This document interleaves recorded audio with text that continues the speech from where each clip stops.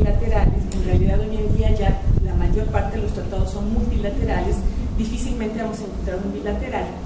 Pero en aquel entonces ya había tratados, ya había comercio y sobre todo ya había guerra. Y entonces lo que se legislaba a nivel internacional era la manera en que se iba a hacer la guerra.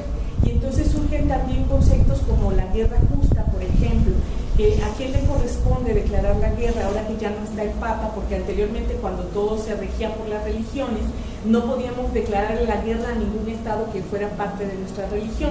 Podíamos declararle la guerra a un Estado que era de la religión contraria, eso sí, pero a uno propio no podíamos.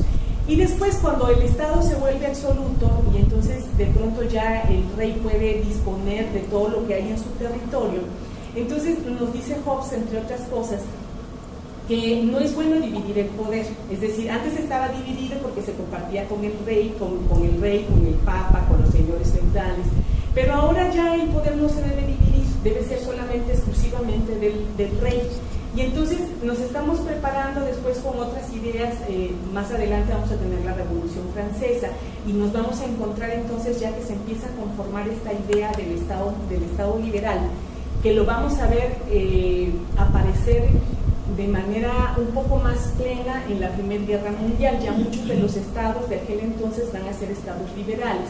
Y entonces vean cómo ya en este estado liberal, frente a estos otros estados previos, va a aparecer la división de poderes. Con el estado liberal va a nacer la necesidad realmente de hacer del derecho una especie de sistema. No ciencia todavía, no va a ser visto como ciencia, va a ser visto como una técnica, pero ya se le ve posibilidades de control. Les hablaba de Hobbes porque Hobbes decía que el hombre, cuando estaba en estado de naturaleza, pues no podía prosperar porque se estaba defendiendo de todos. Entonces en yo me defiendo, no había posibilidad de ir progresando. Pero él plantea que cuando de pronto llega el rey con su poder absoluto para decidir dentro de su territorio, es capaz de establecer la paz. Y ya por ahí él empieza a mencionar el derecho como una herramienta para el establecimiento de la paz. Él dice que es necesaria la paz porque si no, no podemos producir y no podemos avanzar. Y entonces es necesario establecer como ciertas normas de conducta ahora sí. Es decir, previo al Estado liberal vamos a ver por primera vez la necesidad de establecer normas de conductas que garanticen la paz. Y esto es algo que vamos a ver también con Kelsen posteriormente y lo vamos a ver hasta hoy en día.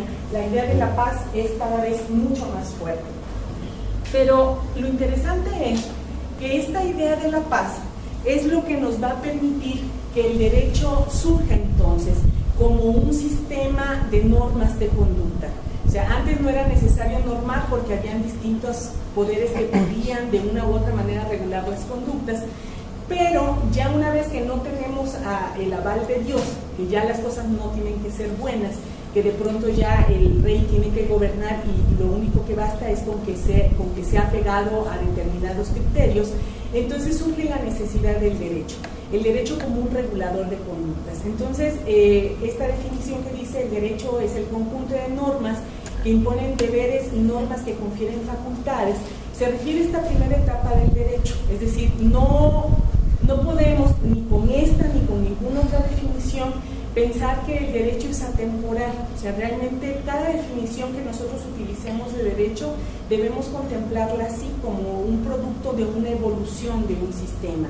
O sea, el subsistema de derecho es un sistema más que va evolucionando y solamente en este proceso de evolución es como vamos a poder entender el nexo entre el derecho y el poder.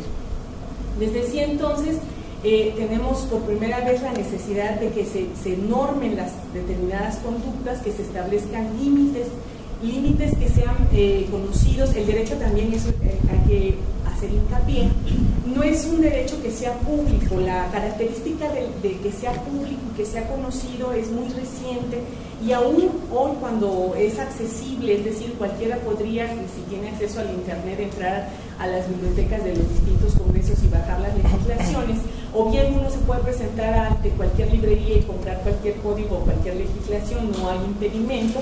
Lo cierto es que muy pocas gentes se acercan al derecho, con todo y que muchos sabemos leer y escribir y de una u otra manera somos alfabetas funcionales.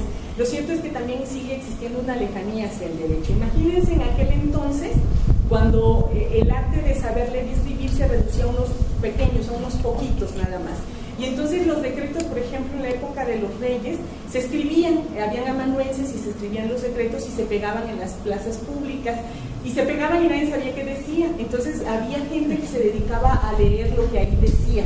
Y la gente le gustaba cargar los decretos, aunque no los pudiera leer, pero le gustaba cargarlos, se empezaban a repartir como pastel.